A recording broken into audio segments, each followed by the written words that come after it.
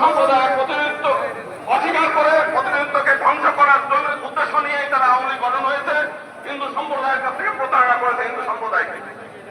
একই সঙ্গে আমরা আরেকটা বৃহৎ দল দেখেছি যারা দীর্ঘদিন এই দেশে শাসন করেছে, তারা হিন্দু সম্প্রদায়কে প্রতারণা করেছে, নেগলেক্ট করেছে এবং ক্ষতিগ্রস্ত করেছে। 2001 সালে আমরা দেখেছি বিএনপি ক্ষমতায় আসার পরে ভোলার কর্পোরেশন শুধু একটা উপজেলায় 200 জন হিন্দু নারীকে ধর্ষণ করেছে, তারা সেটা বিচার করে নাই। এই 2 দিন আগে পার্বত্য চট্টগ্রামে আমরা দেখেছি 4জন একজন আদিবাসী নারীকে কিশোরীকে 4 জন বিএনপি কর্মী দ্বারা ধর্ষিত হয়েছে।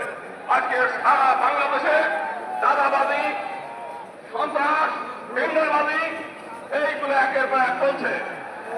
আজকে সমগ্র বাংলাদেশের মানুষ আপনারা এখানে এসেছেন জামাতে ইসলামের ডাকে।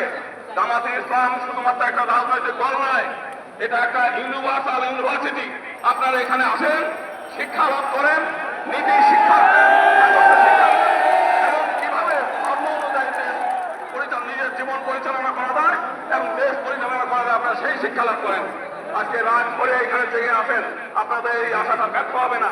যদি রাজনৈতিক ক্ষমতা আপনাদের নাও থাকে, আপনাদের জীবন ধন্য হয়ে গেল শুধুমাত্র এই জামাত ইসলামে অংশগ্রহণ করার কারণে।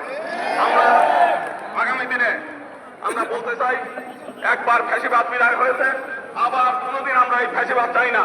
এখানে জুলাই আন্দোলনের শহীদ পরিবারের সদস্যরা আছে।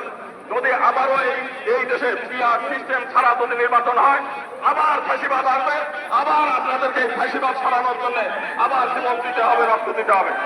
অতএব এক দফা পৃথক নির্বাচন দিতে হবে আমাদের মাইনরিটিদের জন্য, এবং একই সঙ্গে পিআর সিস্টেম ছাড়া কোনো নির্বাচন হতে দেওয়া যাবে না।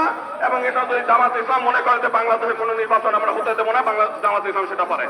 সবাইকে অনেক অনেক ধন্যবাদ। তোমরা তাকে কেন হত্যা করলে? এই প্রশ্নের জবাব দিয়েছিল বুয়েট থেকে সে সময় কতিপয় কসাই নামক কিছু ছাত্র নাম বলেছিল সে ভারতীয় আধিপত্যবাদের বিরুদ্ধে প্রবেশ করে